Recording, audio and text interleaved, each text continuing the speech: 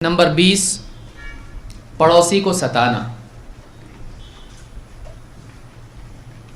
ابو شریح رضی اللہ تعالیٰ عنہ سے روایت ہے، فرماتے ہیں ان النبی صلی اللہ علیہ وسلم قال، اللہ کے نبی صلی اللہ علیہ وسلم نے فرمایا، واللہ لا یؤمن واللہ لا یؤمن واللہ لا یؤمن، اللہ کی قسم وہ آدمی ایمان نہیں لایا، اللہ کی قسم وہ آدمی ایمان نہیں لایا، اللہ کی قسم وہ آدمی ایمان نہیں لایا۔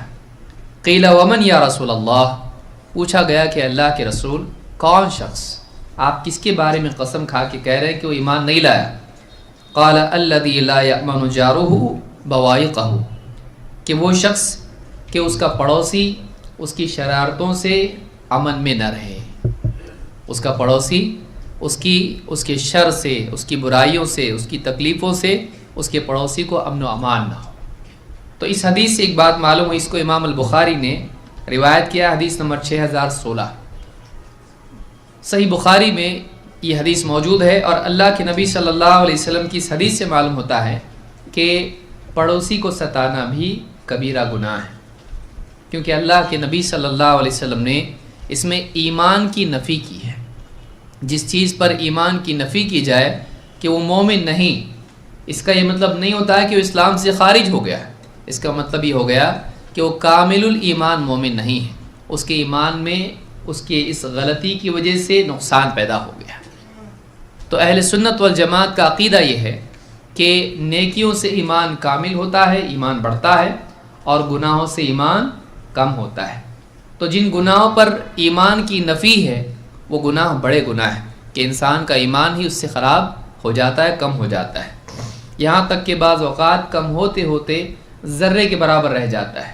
جیسے حدیث میں آیا ہے کہ جہنم سے ہر اس شخص کو نکال لیا جائے گا جس کے دل میں ذرہ برابر بھی ایمان ہو۔ ذرہ برابر کیوں ہوا؟ گناہوں کی وجہ سے۔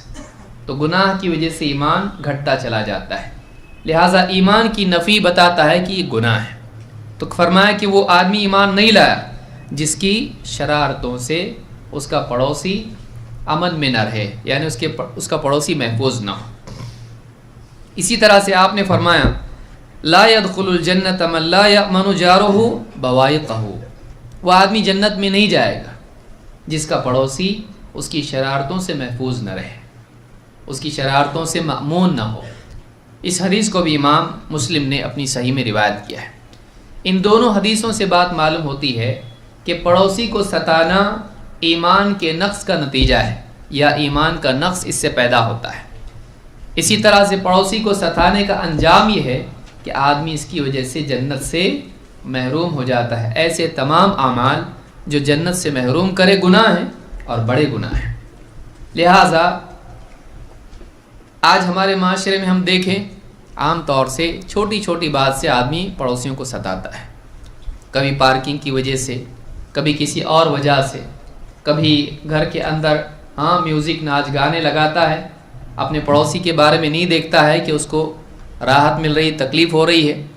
تو یہ بہت ساری مصیبتیں ہیں جس کی وجہ سے، کبھی کچرے کی وجہ سے، کچرا کیا ڈال دیا اس کے گھر کے سامنے، اب وہ پریشان ہو گیا کہ یہ کیا ہے، اب وہ ٹوکنے لگے تو اس سے جھگڑا کرنا شروع کر دیا، میری مرضی کچھ بھی کروں گا، کل سے اور ڈالوں گا، آپ کو کیا بولنا ہے، دادا گیری کر کے آج آدمی دوسروں کو، کمزور آدمی ہو تو ڈر کے چپ بیٹھ جائے، بھائی اس سے کون اس کے ساتھ لڑے۔ تو مسلمان بھی بعض اوقات بعض علاقوں میں رہتے ہیں تو غیر مسلم بھی ان سے بدظن ہو جاتے ہیں، خود مسلمان تو ہوتے ہی غیر مسلم بھی بدظن ہو جاتے ہیں۔ کیوں؟ مسلمان ایسا ہوتا ہے، یہ کیسا مسلمان ہے کہ پان کھا کے تھوکتا ہے، ہم اس کو منع کریں تو بولتا میرا منہ کہیں بھی تھوکوں گا، تو ایسا مسلمان۔ پڑوسی کا خیال رکھنا، صحابہ یہودی بھی اگر پڑوسی ہو ان کا، وہ کچھ گھر میں بناتے اپنے پڑوسی کو بھیجتے کہ جاؤ، کیوں؟ اس لیے نہیں کہ وہ یہودی ہے، بلکہ اس لیے کہ اللہ کے نبی صلی اللہ علیہ وسلم نے پڑوسی کے ساتھ حسن سلوک کی بات کہی ہے۔ تو ایک مسلمان کو چاہیے کہ وہ اپنے پڑوسی کا لحاظ رکھے، اس کا خیال رکھے۔ آپ نے خود فرمایا کہ وہ آدمی مومن نہیں کہ وہ پیٹ بھر کے کھائے اور اس کا پڑوسی بھوک کی حالت میں کروٹیں بدل رہا ہو، اس کا پڑوسی بھوکا ہو اور یہ جانتا ہو اور یہ کھا پی کے ایک دم بالکل تر و تازہ رہے، لیکن اس کو اس بات کا علم ہے کہ پڑوسی بھوکا ہے اور اس کے باوجود اس کا خیال نہ رکھے۔ تو پڑوسی کا لحاظ رکھنا اسلام کی خوبیوں میں سے ایک خوبی ہے۔ لہٰذا مسلمان کو چاہیے کہ وہ پڑوسیوں کے ساتھ میں اچھا سلوک کرے، اور آج کے اس دور میں پڑوسی کے ساتھ بدسلوکی ایک عام رواج بن چکا ہے، عام معمول بن چکا ہے۔ آدمی کسی طرح سے لوگوں کو دبا کے، ڈرا دھمکا کے، جھگڑے فساد کر کے یا ایک دم بے حیائی کر کے لوگوں کو ڈرا دھمکا کے رکھنا چاہتا ہے، پڑوسیوں کے ساتھ سلوک نہیں کرتا ہے۔ تو یہ مرد ہیں، عورتیں بھی اسی ہیں، عورتوں کا بھی معاملہ ہے، ذرا سی بات پہ جھگڑا ہو گیا، گالی گلوچ تک نوبت آ گئی، تو یہ اچھی چیز نہیں ہے، اور یہ اس دور کی ایک عام برائیوں میں سے ایک برائی ہے۔ نمبر 21، ایک اس میں حدیث دیکھ لیتے ہیں، اس کے بعد آگے بڑھتے ہیں۔ ابو ہریرہ رضی اللہ عنہ فرماتے ہیں، قیل للنبی صلی اللہ علیہ وسلم یا رسول اللہ ان فلانۃ تقوم اللیل وتصوم النہار۔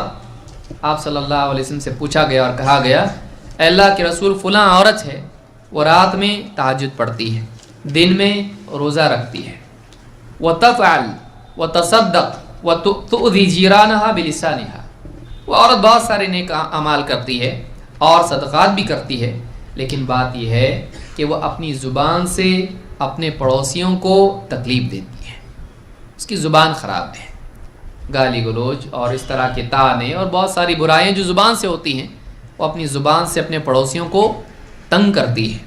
فقال رسول اللہ صلی اللہ علیہ وسلم لا خیر فیہا ہی من اہل النار۔ آپ نے کہا اس عورت میں کوئی بھلائی نہیں، اس عورت میں کوئی بھلائی نہیں، وہ جہنمی عورت ہے۔ وہ عورت کون ہے؟ جہنمی ہے۔ اس حدیث کو امام احمد اور امام البخاری نے الادب میں، اور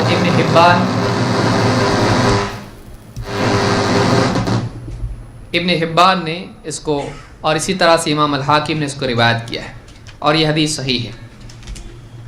تو اس حدیث سے بات معلوم ہوتی ہے کہ اگر انسان عبادات کا اہتمام بھی کرنے والا ہو، لیکن اگر وہ پڑوسیوں کو ستاتا ہے تو یہ عمل اس کو جہنم میں لے جا سکتا ہے۔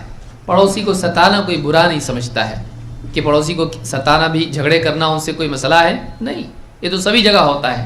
تو یہ کیا ہے؟ یہ عام چیز بنی ہوئی ہے، یہ چیز اچھی نہیں ہے۔